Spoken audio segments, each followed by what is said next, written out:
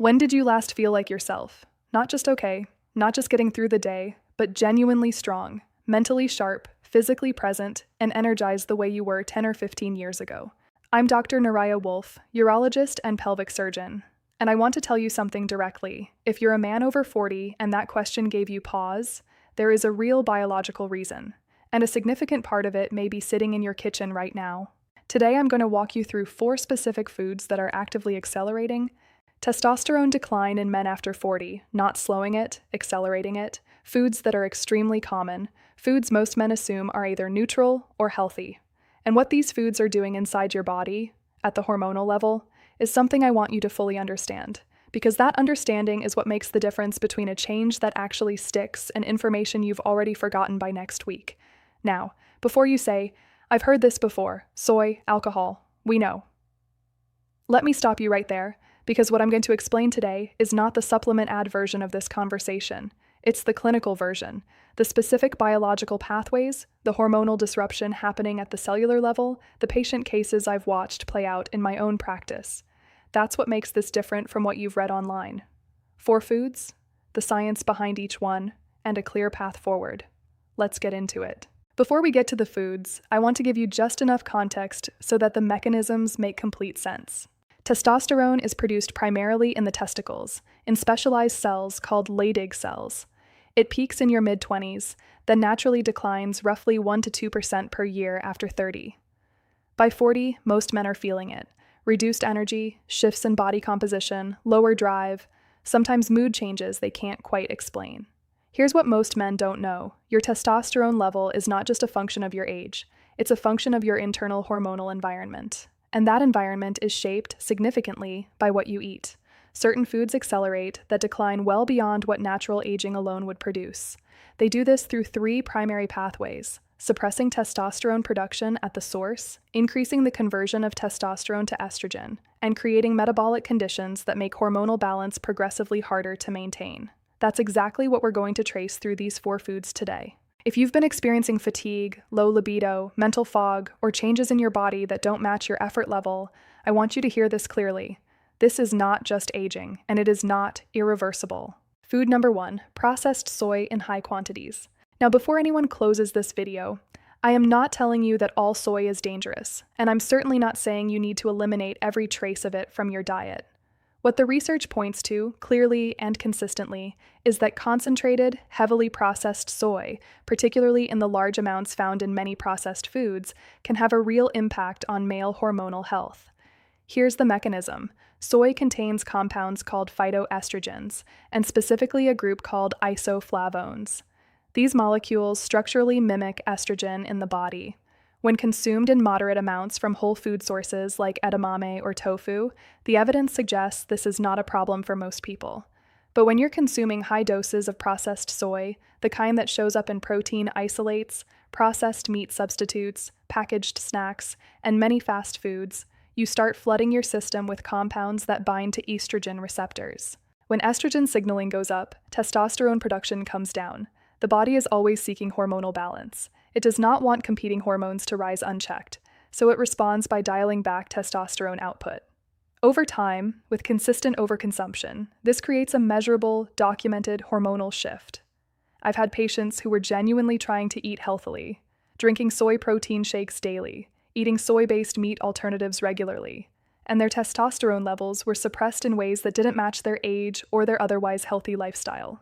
When we looked at the full picture, the soy load was a clear contributing factor. My clinical advice: enjoy whole food soy sources in moderation, but start reading labels. If processed soy is in the top 3 ingredients of what you eat regularly, it's worth reconsidering. Food number 2, alcohol, especially chronic regular consumption. I want to talk about alcohol honestly because there's still a great deal of confusion here. Moderate drinking, and I mean truly moderate, meaning 1 to 2 drinks occasionally, is unlikely to devastate your testosterone levels on its own, but chronic, regular drinking? The data here is sobering. Alcohol affects testosterone through multiple pathways simultaneously. First, it is directly toxic to the Leydig cells, the specialized cells in the testicles responsible for producing testosterone. Chronic alcohol consumption literally damages these cells over time, reducing their ability to synthesize testosterone. Second, Alcohol accelerates the conversion of testosterone to estrogen through aromatization. The liver plays a critical role in hormone metabolism, and when the liver is chronically stressed by alcohol, this conversion accelerates significantly. You're not just producing less testosterone, you're converting more of what you do have into estrogen. Third, and this is the one most people don't consider, alcohol disrupts sleep, and the large majority of testosterone production happens during deep sleep, specifically during slow-wave sleep cycles. If alcohol is fragmenting your sleep, which it does even when you feel like you slept fine, your body is losing one of its primary windows for hormonal restoration every single night. The men I see in clinic who are most affected by alcohol-related hormonal decline are often the ones who don't consider themselves heavy drinkers. They're not drinking to excess every night, but they are having 3 or 4 drinks most evenings as a way to decompress, and over years and decades, that pattern compounds into meaningful, measurable hormonal disruption. If you want to protect your testosterone as you age, this is one of the most impactful single changes you can make. Even reducing your intake significantly, not necessarily eliminating alcohol, but pulling back, can produce measurable improvements within weeks. Food number 3, ultra-processed, high-sugar foods. This is the most pervasive category on this list because these foods are everywhere. Packaged cereals, flavored yogurts, white bread, pastries, sodas, energy drinks, candy, engineered to be convenient, to taste intensely satisfying, and to be eaten in large quantities, and they are wreaking havoc on hormonal health. The primary mechanism here is insulin resistance. When you consume large amounts of refined sugar and rapidly digested carbohydrates, blood sugar spikes dramatically. Your body releases insulin to bring it down. Do this repeatedly, day after day, and your cells begin to resist insulin's signal. Insulin resistance then leads to chronically elevated blood insulin levels, and high circulating insulin directly suppresses testosterone production. There's also a critical connection between excess sugar, visceral body fat, and testosterone. Adipose tissue, particularly visceral fat around the abdomen, is rich in the enzyme aromatase, which converts testosterone to estrogen. The more abdominal fat you carry, the more testosterone you're converting away. And high-sugar diets are among the primary drivers of this specific type of fat accumulation. What makes this especially concerning is how self-reinforcing the cycle is. Low testosterone makes it harder to build and maintain muscle. Lower muscle mass slows metabolism. A slower metabolism makes fat gain easier. More body fat drives further testosterone decline. And poor metabolic health intensifies sugar cravings, making the dietary pattern harder to break without deliberate intervention. Breaking this cycle is possible. Reducing added sugars and refined carbohydrates, prioritizing whole foods, and increasing resistance training can begin to restore hormonal balance meaningfully, even after years of disruption. Food number 4, certain vegetable oils high in polyunsaturated fats. This one surprises most people, and I want to be precise here, because not all vegetable oils are equivalent, and the research in this area continues to evolve. What the evidence consistently suggests is that diets very high in polyunsaturated fatty acids, PUFAs, particularly from refined, industrially processed seed oils like soybean oil, canola oil, corn oil, and cottonseed oil, may have a suppressive effect on testosterone production. The mechanism involves a fundamental fact of testosterone biology. Testosterone synthesis requires cholesterol as a precursor. Your body literally builds testosterone from cholesterol. Diets very high in certain polyunsaturated fats can disrupt how cholesterol is utilized in steroidogenesis, the biochemical pathway that produces steroid hormones, including testosterone. Some research also indicates that excessive PUFA consumption may reduce the activity of specific enzymes critical to testosterone synthesis. I want to be clear, dietary fat is not the enemy. Healthy fats are essential for hormonal health. Monounsaturated fats, found in olive oil, avocados, and many nuts, are associated with better hormonal profiles in men. Saturated fats from whole food sources like eggs and quality animal proteins have actually been shown in several studies to support testosterone production. The issue is the chronic, high-volume consumption of refined, processed seed oils that form the nutritional backbone of so much packaged and restaurant food. The practical takeaway: shift your fat sources. Cook at home using olive oil or avocado oil. Prioritize whole food fat sources. And recognize that the ultra-processed foods we already discussed are almost universally made with the very oils most problematic for hormonal health, which means addressing one category helps address the other. I want to take a moment and say something I believe deeply: the fact that you're paying attention. To this, the fact that you're seeking out this kind of information about your own body, that matters. So many men are taught, both explicitly and implicitly, to push through and not ask questions. And that culture costs us. It costs us years of feeling less than our best when we didn't have to. So let's talk about what you can actually do with all of this. Step 1. Know your numbers. If you are a man over 40 and you haven't had your testosterone levels checked, I would encourage you to speak with your primary care physician or a urologist and ask for a simple blood test. The test typically measures total testosterone, and in many cases free testosterone as well, because free testosterone is the biologically active portion, and it can be low even when total testosterone looks normal. This test is typically done in the morning, when testosterone levels are at their daily peak.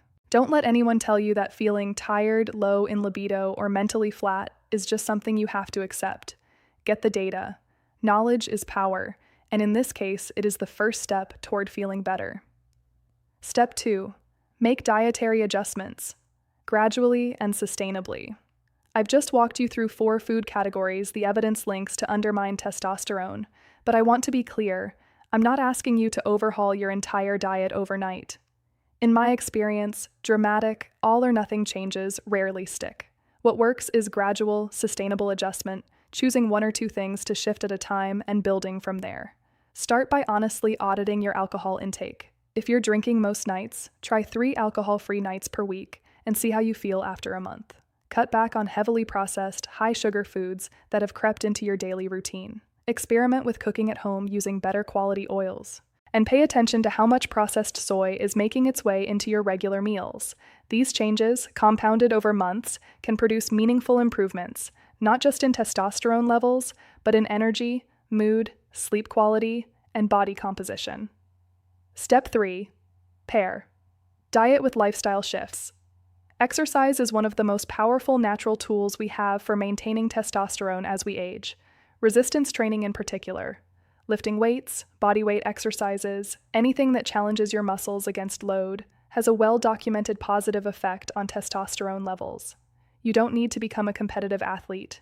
Even 2 to 3 sessions of resistance training per week makes a real difference. Sleep is equally critical, and probably the most underrated intervention for hormonal health I know of.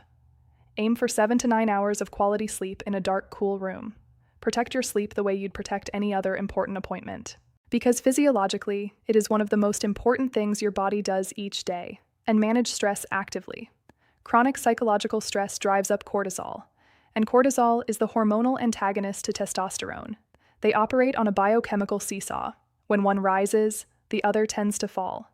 Finding sustainable outlets for stress, whether that's exercise, time in nature, therapy, or a meaningful connection with people you love, is not optional. It is part of the equation.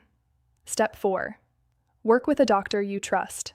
If your symptoms are significant, if your blood work shows clearly low testosterone, or if dietary and lifestyle changes haven't produced the improvement you hoped for, please don't wait or white-knuckle through it.